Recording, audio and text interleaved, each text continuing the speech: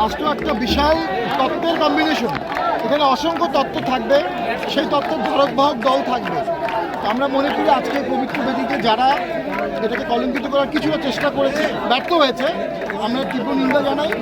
আমরা তাদেরকে উপদেশ দিব দেশের স্বাধীনতার পথে আসতে, ৭১-এর চেতনায় আসতে। তারা এর আগেও শহীদ মিনারে আমাদেরকে অপদস্থ করার চেষ্টা করেছে। এগুলো অগণতান্ত্রিক, স্বৈরতান্ত্রিক, এবং এর মাধ্যমে তাদের যে ৭১-এর চেতনার প্রতি শ্রদ্ধা নাই, এটি প্রতিবাদ হয়। যেহেতু